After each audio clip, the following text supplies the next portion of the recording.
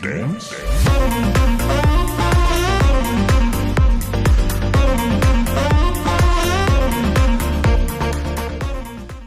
Jadi kalau gue nih dalam kondisi gue sebagai counselor gitu ya, as a sex therapist, gue juga suka melihat gini, gue cuma mau nolong orang yang menolong dirinya sendiri loh. Kalau nggak capek banget toh, iya kan? Iya. Udah gue bisa bantuin lo udah gini, lo mau siapin segala macam, dia kagak mau ditolong. Gue cuma minta ikan asin, sementara gue bilang ini gue punya program ini buat lo, gue yakin lo akan berubah gini segala macam, tapi dia nggak mau. Kalau dulu gue akan sangat meyakinkan klien gue, karena ini demi kebaikan hidup lo, dia milih untuk nggak baik ya udah. Tapi kalau dia bilang Mbak Zoya tolongin saya mau coba sama-sama. Nah, yuk kita figure it out bareng-bareng. Karena porsi kita kan cuma 50-50 ya Tom sebagai konselor gitu. Kita nggak bisa merubah hidup lo, kita bukan Tuhan, kita bukan mesin pencetak gitu ya, mesin pencetak kepribadian juga bukan gitu. Tapi kita hanya bisa bekerja jika kalian itu ngasih space buat kita untuk kerjasama gitu ya, based on informasi. Jadi kan ada orang yang gini, gue pernah ada gini Tom klien yang, haha dia nggak tahu kan gue bohongin. Terus gue bilang, gue dibohongin gak apa-apa. Ketika lo bohongin gue, emang gue yang rugi? Iya. Iya gak? Lo bayar gue mahal-mahal. You spend a lot of energy talking to me. To lie to me. Dan kita dibayar. Kita dibayar. Gitu. Apakah hidup gue akan sakit hati? Gue gak pernah sakit hati sama satupun klien gue sampai detik ini gitu ya. Ini bayar, yang ini itu gitu ya. Mungkin agak nyesek kalau misalnya ada beberapa klien kan yang memang asik dan segala macam, apalagi cewek gitu kan, terus kita jadi temenan gitu. Itu memang agak susah boundariesnya untuk dijaga gitu ya. Paling kadang-kadang kalau mereka misalnya melanggar boundaries persahabatan ini yang agak-agak oh gitu, oke gitu ya. Tapi kalau misalnya bisnis, profesional itu kan jelas. Nah ketika ada kayak gitu-gitu, lu kan dibohongin. Juga sih, gue gak merasa rugi, gue gak mau ngambil beban itu kali. Tapi waktu Tommy ngegambarin kayak gini, oh iya gitu. Nah ini pengaruhnya sama perilaku adiksi gimana tuh Tom, kalau misalnya dia terlalu banyak ngambil beban-beban yang gak perlu, terus akhirnya dia menjadikan itu denial kali ya Tom? Betul, yang tadi gue bilang tadi, perilakunya menjadi attention seeking, approval seeking. Dia kan terus mencari pembuktian yang bukan akan atas dirinya kan, gitu loh. Nah ada satu lagi nih pengalaman nih, ini masalah boneka. Jadi satu hari si counselor gue itu bilang, tolong telepon rumah request boneka dong, suruh bawa boneka ke kita. Kita semua bayangin ya. Is that voodoo, right? Gue mulai takut nih. Bukan. Jadi yang lebih lucu itu adalah, coba bayangin ini semua isinya pecandu, hidupnya nggak bener semua, dan kita harus request boneka gitu kan. Dan Teddy bear. Dan pada akhirnya bonekanya yang keluar lucu-lucu, itu ada teddy bear, ada Smurf, ada pokoknya boneka lucu-lucu gitu. Of course. Dan waktu kita belum tahu itu buat apa, boneka itu datang, akhirnya kita jadiin itu bercandaan satu rumah gitu loh. Ada yang boneka tangannya diputusin terus digantung di atas kipas angin gitu ya. Terus pokoknya lucu deh, terus umpet-umpetan gitu ya. Waktu itu akhirnya konselor itu bilang gini, oke, sekarang tolong dijaga benar si boneka ini, seperti lo menjaga diri lo gitu. Tapi basicnya pada akhirnya kita tahu bahwa itu kita belajar banget tentang inner child gitu. Nah jadi kita percaya ada satu anak kecil dalam diri kita sendiri yang tidak akan pernah besar, dan itulah si inner child itu gitu loh. Nah jadi That's deep.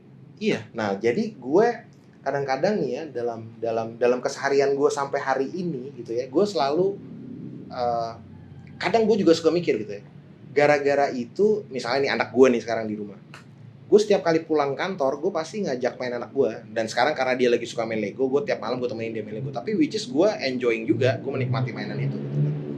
Nah yang kedua, semakin gue rawat itu gitu ya, yang namanya anak kecil itu kan polos ya, dan dia pasti akan selalu berpihak pada kebaikan gitu. Ini bodoh dan nggak bodoh aja gitu ya. Ini mindset gue doang nih. Jadi itu membalancing gue untuk tidak jahat dalam keseharian gue aja gitu loh, karena gue selalu memenangkan anak kecil gue itu gitu loh. Jadi gue harus selalu polos, harus selalu jujur, ya keberpihakannya selalu jadi pada kebaikan tadi. Dan termasuk gue belajar mendengarkan suara hati sebetulnya, si inner child tadi itu gitu. Nah itu gue belajar dari si boneka-bonekaan itulah. Tapi emang iya loh, sebenarnya kadang-kadang kalau misalnya there's something screw up in us gitu ya, itu biasanya something happen with our inner child kan. Kayak misalnya kasus yang baru-baru ini Tom, yang ada anak remaja ya, dia membunuh anak kecil, ya kan ya di sawah, yang kejadian sawah besar ini. eh, Sekarang baru ketahuan kan dia punya gambar-gambar tuh, gambar-gambarnya bagus tapi kan pedih semua isinya. Sekarang baru ketahuan gitu, ternyata dia itu hamil, mendapatkan banyak sekali kekerasan dan sebagainya. So gitu ya, to be honestly speaking, berarti ketika kita nggak bisa memanjakan inner child kita, atau kita tidak bisa berdamai dengan semua kesakitan-kesakitan yang terjadi pada waktu kita kecil, nah inilah gitu yang bisa terjadi. Kita bisa jadi jahat sama orang, kita bisa jadi tegaan gitu, karena unfinished business kali ya Tom ya. Ini inner child, wow. Ada cara yang lebih praktis untuk menjaga inner child kita supaya kita nggak screw up Tom? Waduh. Pada waktu itu di pelatihan itu kan pasti dikasih tahu. Tiba-tiba semua si friends pada beli boneka, terus langsung jaga bonekanya. Mungkin kayak menjaga mainan seperti kita menjaga diri kita sendiri, atau punya binatang piaraan. Does it works? Ya, bisa. Ikan, Ikan, tumbuh-tumbuhan, kaktus, binatang bonsai gitu. Bisa juga. Kayak ngerawat diri kita sendiri. Tapi benar kan, biasanya calon-calon psikopat kan selalu jahat sama binatang. In the scary part. Terus satu lagi sebelum kita masuk ke rehab Tom, apa sih maksudnya secara psikologis jangan pernah membenci individunya tapi bencilah perilakunya? Pada waktu adik gue mau masuk rehab, ini adalah salah satu konsep yang agak berat gue pahami, gitu ya. Dan gue juga dulu waktu gue lagi masih praktek, masih S2 psikologi, gue pernah praktek di Al-Jahu, gitu ya. Jadi adalah beberapa rehab narkoba di daerah Tanjung Barat. Nah di situ gue tuh pernah mikir gitu, sama juga ketika di rumah singgah peka gitu ya, itu adalah persinggahan bagi mereka yang di penjara karena narkoba. Begitu mereka keluar, mereka memilih untuk di rumah singgah peka ini. Nah yang gue dapatkan adalah beberapa kali gue sering dengar orang mengatakan itu, gue masih agak susah grasp the concept bagaimana tidak membenci individu tapi hanya membenci perilakunya, terutama dalam perilaku adiksi ya. Sebetulnya kalau ditanya seperti itu memang susah ngebedainnya, cuman itu memang dua hal yang berbeda. Gini, karena ini pun sebetulnya sering gue lakukan kepada beberapa teman-teman yang mau pulih gitu ya. Jadi kalau misalnya gue keras sama mereka, gue selalu bilang bahasa depan gue bilang gini, gue sayang sama lo, tapi perilaku lo ini harus gue shaping, harus gue perbaiki gitu lah. Jadi gini, gimana ya?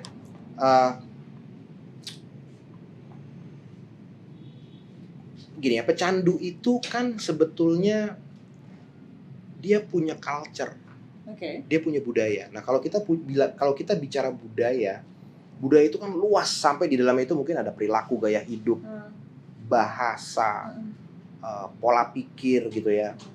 Itu semua terangkum dalam sebuah budaya. Sekarang bayangin kalau misalnya ada satu orang pecandu, 8 tahun dia kecanduan. Artinya dia itu terpisah dari, dalam tanda kutip, budaya manusia normal yang bukan pecandu. Oke. Berandai-andai ya. Gue inget banget nih waktu gue kuliah nih diajarin gini nih. Salah satu sign dari budaya itu adalah bahasa. Katanya gitu kan ya. Sekarang gue tanya, pecandu punya bahasa nggak? Punya. That's why dia punya budaya. Gitu ya. Utang dibilang TU, putau dibilang etep, sabu dibilang ubas. Itu kan jargon-jargon itu kan, itu sebetulnya bahasa-bahasa kan. Nah, polisi dibilang penyakit. Iya. Nah, jadi sekarang bayangin mereka hidup di situ gitu ya. Nah, sekarang kita mau mengajarkan mereka sebuah perilaku yang kita anggap dalam tanda kutip normal gitu ya, manusia normal. Maka dia perlu belajar tuh dari perilaku pecandu ke perilaku normal. Ini kan individu yang sama. Oh gitu maksudnya. Tapi kan ada dua perilaku ini gitu loh. Ini ada dua perilaku yang akan transisi ke sini gitu kan. Nah, jadi gini. misalnya gue lagi sakau nih mbak, misalnya gue adelo nih ya, misalnya gue lagi sakau, gue nyolong duit lo, apakah itu menghilangkan rasa sayang gue terhadap lo karena lo kakak gue? Enggak. Iya. Iya kan? It's two different thing. Iya kan? Itu dua hal yang berbeda kan. Tetapi gue punya perilaku, gue mencuri duit lo. Nah jadi yang lo benci itu tadi perilaku gue tadi, yang gue mencuri. Itu tetapi gue sebagai individu sesungguhnya nanti setelah uangnya gue habis nyuri uang lo, gue pakai buat beli barang dan gue udah back to normal, gue pasti regret.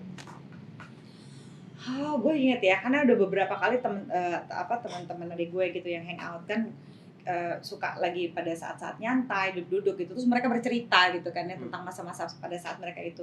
Sekarang sih mereka sudah bisa ketawa, kayak ada salah satu teman kami gitu ya bilang begini, ya ampun Kak Soya dulu ya Kak, waktu aku narkoba dia bilang gitu, aku make begini-begini, ibuku meninggal aku nggak nangis Kak, kayak gitu.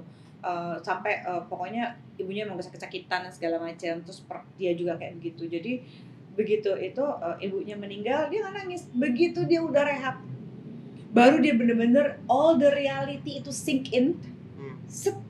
Dia yang kayak oh my god, dia regretting like every single day in his life, and gue yang aduh gila sedih juga ya gitu, karena dia bilang gini, siapa yang mau sih Kak gitu nggak segitu banget sama ibuku, aku juga kalau aku sadar aku pasti nangis, tapi aku bener-bener lagi blank banget waktu itu.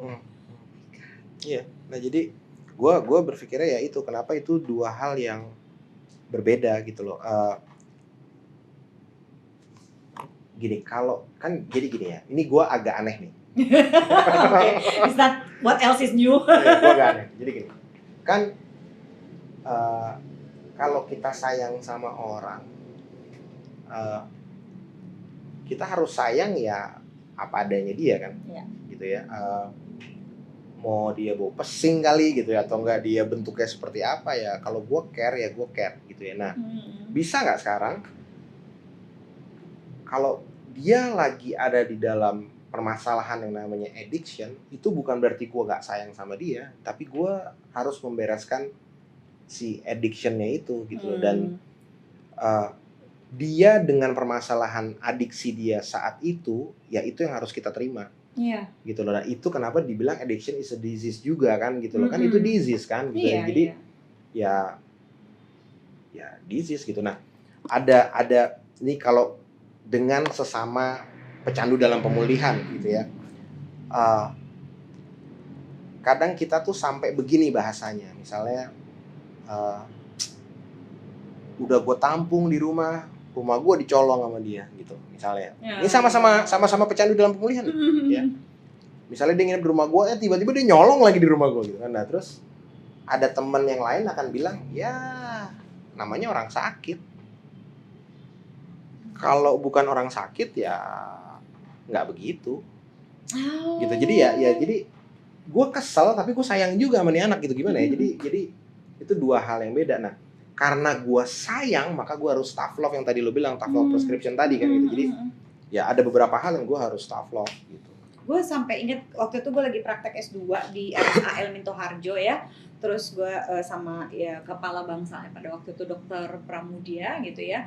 Dr. Pram juga ngajarkan gue hal yang sama, tapi ini bukan dalam konteks adiksi, tapi dalam konteks relationship gitu ya dan sebagainya. Dia bilang gini sama gue, Tom, Zoya, jaga afekmu, dia bilang gitu. Jaga afekmu gitu ya. Kenapa? Gue juga jaga hati gue, kayaknya jaga afekmu, dia bilang begitu. Karena gini, misalnya nih dia bilang kamu lagi jalan-jalan gitu ya, kamu lagi belanja ke supermarket, terus ada orang datang lalu bilang, "Hei dasar kamu perempuan pelacur," ngamuk gitu kayak, gimana perasaan kamu? Marah lah, kaget, gila, mana yang gara hujan, siapa lu nggak kenal gue ngomong begini sembarangan. Iya, itu kamu nggak jaga afek kamu. Saya tambah informasinya, dia bilang gitu. Orang yang ngatain kamu pelacur dan histeris teriak-teriak, ternyata ada 2 perawat datang sesaat dia lepas dari rumah sakit jiwa. Sakit hati nggak lu? Enggak. Karena gitu kan ya, ada beberapa hal kan itu konteks. Ketika lu nggak tahu konteksnya dia orang sakit jiwa, lu ngamuk aja gitu, lu marah. Lu nggak jaga afek lu. Padahal harusnya ketika ada kejadian kayak gitu, lu put aja untuk konteks. Meskipun let's say dia bukan ini dari sakit bukan orang sakit jiwa yang lepas dari rumah sakit jiwa, kenapa lu nggak menganggap bahwa gila, gua nggak kenal, yang penting gua nggak begitu. Iya. It's two different thing, dia bilang kayak begitu, ya kan? Oh, wow. Karena kalau misalnya kita tanya sama mereka, lo ada masalah sama Bram? Enggak. Gue nggak ngutang, gue nggak bikin susah orang. Oh my god. Do you want to dance?